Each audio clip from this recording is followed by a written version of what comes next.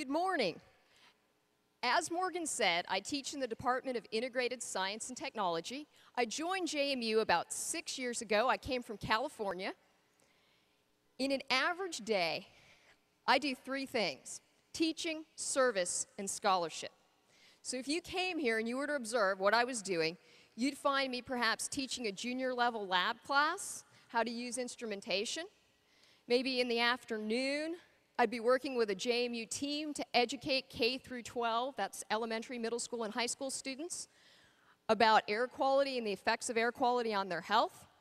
And then maybe I'd finish up the evening loading some buses with 55-gallon drums to simulate passenger load and see how that affects the fuel economy and emissions. So why am I telling you about my average day? It's because if you come here, you guys who are considering us, it's your average day too. Freshmen, sophomores, graduate students, they work with the faculty as teams in every step of this process. The activities have a second common element to them, and that is that they're interdisciplinary teams, students and faculty from multiple majors working together to solve real-world problems.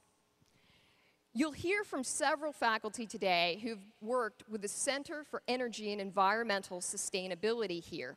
This group in particular brings together a diverse set of interdisciplinary faculty and students. And just to give you one example, last summer we looked at the poultry litter situation here in the valley and how we might be able to use what's conventionally considered waste and transfer it into something that would create energy. I'm going to give you multiple examples today, and before we do that, I'd like to ask you to stop and think about environmental issues just for a second.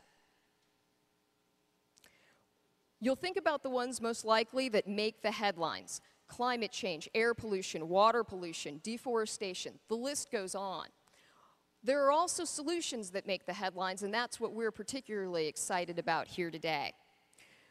Solar, wind, biomass, hybrid vehicles. Those are just a few. You'll hear about a lot more today, including alternative fuels. All these interests and more, you can come here and you can study in a variety of our programs. What I'd like to do is take about a dozen or so examples and use those to illustrate 5 unique aspects of the JMU undergraduate experience, which makes our program one of a kind. The first highlight is the faculty involvement. We're a primarily undergraduate institution, otherwise known as a PUI. That means that our focus is the student. If you look here to my left, you'll see that we've got a banner, it's the one closest to me, where we're one of the South's top universities in our class. It's the white banner right here.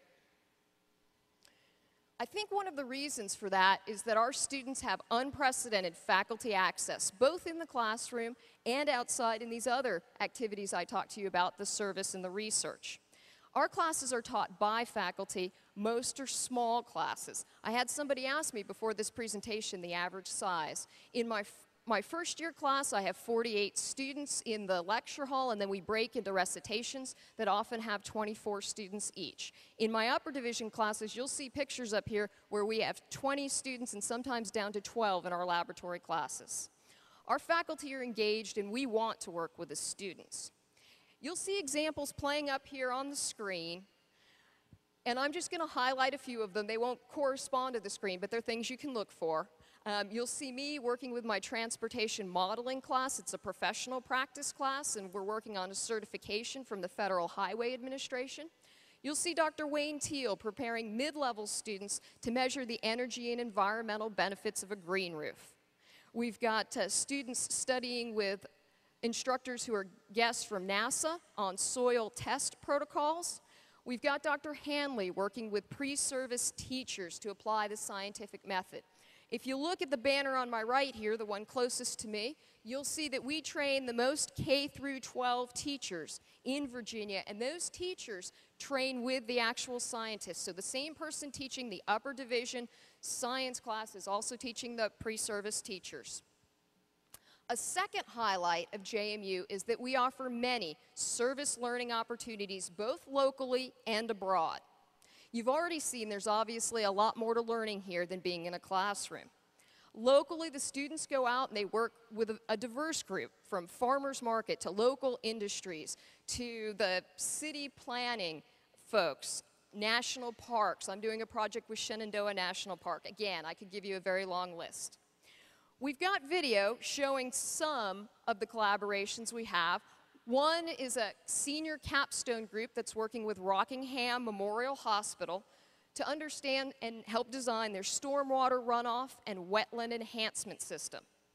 In contrast to these long-term projects, we have one-time only volunteer opportunities. One of my students, Matt, worked several volunteer opportunities when we had younger students come visit, and he would use a PVC cube that he built to illustrate the size of the air pollutants that penetrate deep in our lungs compared to a size that the students can relate to.